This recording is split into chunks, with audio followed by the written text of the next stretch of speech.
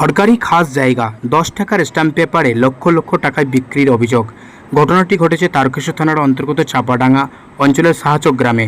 গত কদিন ধরেই সাহাচক গ্রামের মানুষের দাবি খাস জায়গায় ঘর তৈরি হচ্ছে দেখে গ্রামের মানুষ যারা বাড়ি তৈরি করছেন তাদের জিজ্ঞাসা করে। প্রায় 9 জন ব্যক্তি জানান তাদের এই জায়গা বিক্রি করা হয়েছে। বিক্রি করেছেন সুবীর পাইন। 10 টাকার স্ট্যাম্প পেপারে দানপত্র করে সই করেছেন সুবীরবাবু।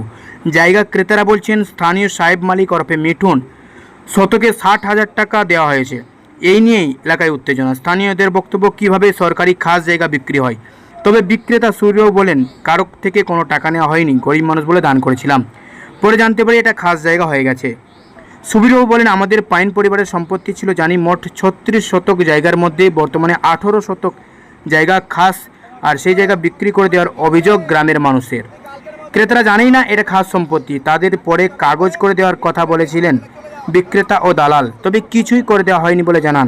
বিএলআরও অফিস থেকে জায়গা জরিপের পর নির্দিষ্ট করে দেওয়া হয় 18 শতক জায়গা। এবার সমস্যা পড়েছেন ক্রেতারা। তারা বলেন তাদের টাকা ফেরত দিলেই হবে, কিন্তু কে দেবে এই টাকা? দালাল সাহেব মালিককে বারবার ফোন করেও যোগাযোগ করে তিনি কোনোভাবেই ধরাছোঁয়া দিচ্ছেন না। বর্তমানে প্রতারণার ফাঁদে পড়ে টাকা ও জায়গা হারিয়ে চোখের জল মুছতে দেখা গেল সব হারানো পরিবারগুলিকে। এখন দেখার যারা প্রতারণা করলো তাদের কি ব্যবস্থা নেই প্রশাসন। কার বলে কার ক্ষমতায় এত বড় সরকারি খাস সম্পত্তি বিক্রির প্রতারণা? তাহলে কি শাসক ঘনিষ্ঠদের মদতে এই বিক্রির চক্রান্ত? দেখুন বিস্তারিত।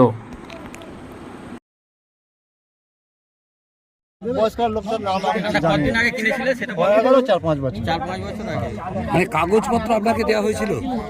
কাগজপত্র বলে স্টামে একটা সই করে একটা দান করে দিয়েছিলেন, আর কিছু নেই।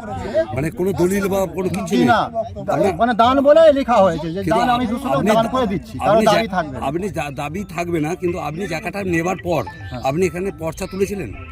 না, আমরা পর্চা করি না। আমাদের সব বললো কি একটা সরকারি একটা এই পাট্টা হয়ে যাবে, খাস জায়গা পাট্টা হয়ে যাবে, কোনো দরকার নেই, এই হচ্ছে ব্যাপার।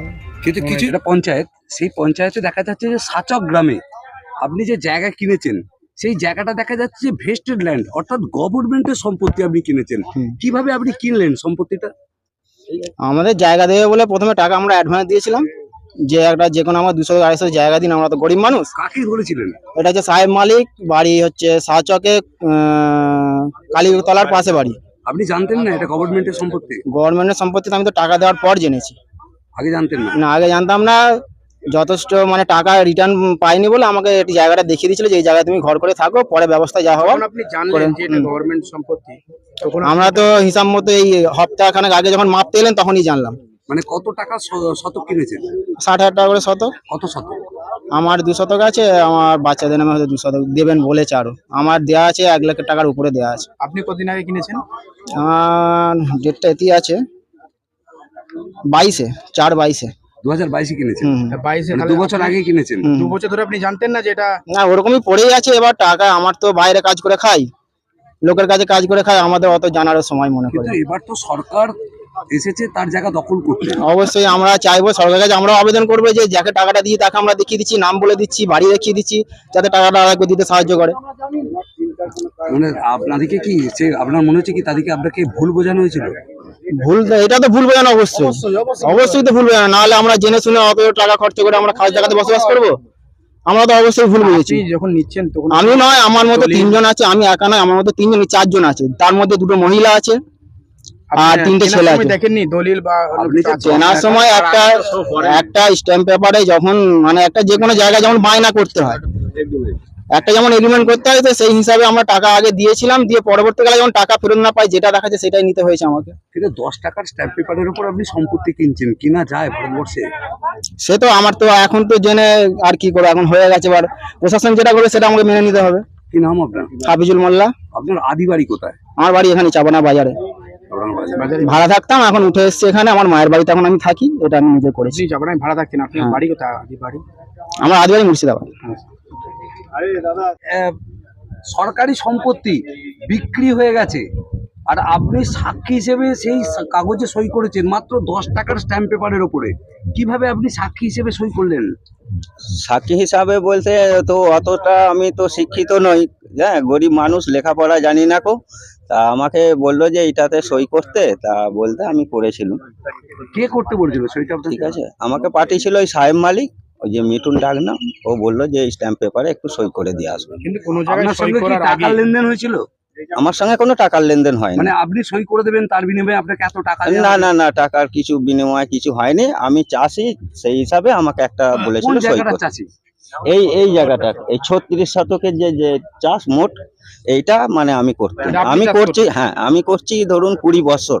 কিন্তু আমরা জানতে পারছি যেটা সূত্র মারফত যে 36 শতক জায়গার মধ্যে 18 শতক জায়গা এখন ভেস্টেড ল্যান্ড, এবং সেই 18 শতক জায়গায় বিক্রি হয়ে গেছে। ঠিক আছে, সেই জায়গাটা আপনি বিক্রি হয়ে গেল, আপনি চাষি, আপনি জানেন? হ্যাঁ সেইটা মানে খাস মানে ভেস্ট হয়ে গেছে অর্ধেকটা, ওইটা জানতুম আমি যে অর্ধেক ভেস্ট অর্ধেক নামে আছে। ঠিক আছে, তাহলে খাস জায়গা যে বিক্রি হচ্ছে সেখানে আপনি সই করছেন, হ্যাঁ। এটা আপনি জানেন যে কোনো জায়গায় সই করার আগে তো ভালো করে দেখে নিতে হয়। হ্যাঁ ওটা দেখা হয়নি আমার, ওটা দেখা হয়নি। এটা তো অপরাধ। এটা অপরাধ তো। আপনি যেখানে সেখানে সই করে দেবেন, আপনার নামে যদি এবার কোনো এবার action তখন নিতে হয় আপনি- ফার্স্ট টাইম যখন জমিটা বিক্রি করব বলে মালিকরা, জমিদাররা, তখন আমি আপত্তি দিয়েছিলাম, বারণ করেছিলাম যে সেটা মৌখিক। হ্যাঁ মৌখিক বারণ করেছিলাম যে এরকম এই জমিটা তো বিক্রি, আমি তো বহুদিনের চাষি, চাষ করে খাই, তা না বিক্রি করলে ভালো হয়।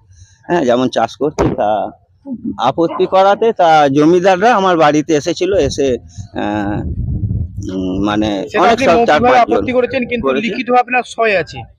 হ্যাঁ আজকে দেখা যাচ্ছে যে 18 শতক জায়গা, 36 শতক জায়গার মধ্যে 18 শতক জায়গা সরকারি সম্পত্তি, আর 18 শতক হচ্ছে এখনো পর্যন্ত প্রাইভেট প্রপার্টিতে রয়েছে। কিন্তু এই 18 শতক জায়গা বা 36 শতক জায়গা আপনারা হচ্ছে চাষ করতেন, এরকম একটা জানা যাচ্ছে। কি বলবেন? কি বলবো না, আমি এই জমি চাষ করতাম না, আমার জমি মাঠে ছিল, মাঠে এইভাবে বিক্রি হয়েছে, সেটাও ভেস্টেড হয়ে গেছে। সেও ভেস্টের জায়গা বিক্রি হয়ে গেছে। মানে যে মালিক অ্যাকচুয়াল ছিল সম্পত্তিটার, সে মালিক আর বর্তমানে জীবিত নেই, না, জীবিত নেই, তাই জন্য সরকারি হয়ে গেছে। সরকারি হয়ে গেছে। কিন্তু দেখা যাচ্ছে এই সম্পত্তি বিক্রি হয়ে গেছে। হ্যাঁ বিক্রি হয়েছে তো, কিভাবে বিক্রি হলো? সেটা আমি বলতে পারবো না কিভাবে বিক্রি মানে হয়েছে। 10 টাকার স্ট্যাম্প পেপারে বিক্রি। হ্যাঁ 10 টাকার টেম্পারে বিক্রি, প্লাস আমি যখন রাজি হইনি যে জায়গাটা আমার বিক্রি করার জন্য, তখন আমাকে থানায় তুলে নিয়ে যাওয়া হয়েছিল। আমাকে থানায় তুলে নিয়ে যেয়ে প্রেসার দিয়ে সই সাবত করে জায়গা বিক্রি হয়েছে। কারা তুলে নিয়ে গেছিল?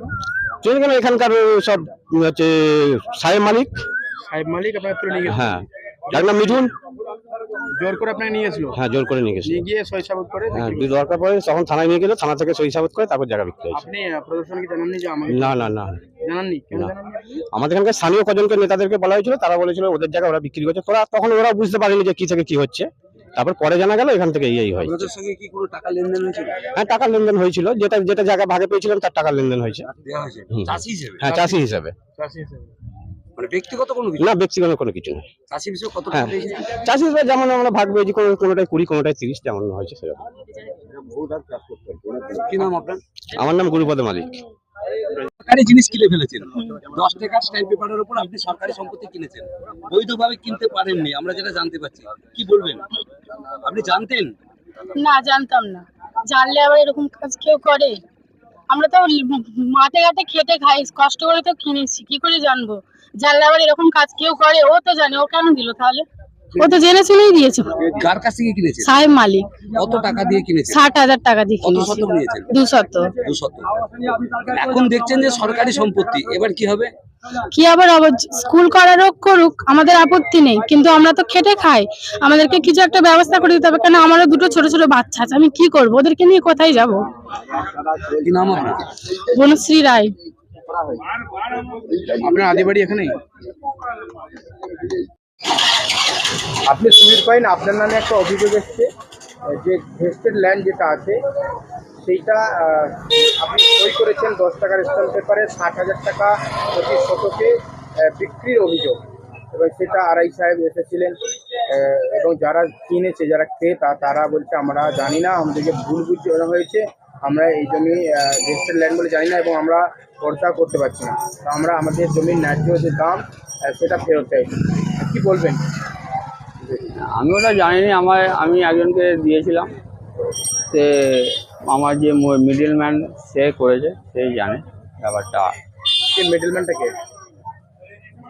আমাদের যে দালাল আছে সে দালালকে দেওয়া হয়েছে, আর নামটা আমি ঠিক জানিনি এই মুহূর্তে।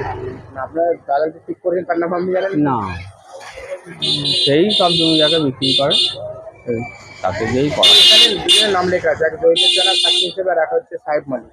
ওদের মধ্যে কি আছে? হ্যাঁ, ওদের মধ্যে বোধহয় একজন আছে ওর। আমার সাহেব মালিকের যে নাম, তারও নামটা সামনে আসছে। হ্যাঁ, ওরকমই একটা শোনা গেছে, তারা ঠিক বলতে পারছি না আমি এখন, ওর নামটা আমি ঠিক জানিনি।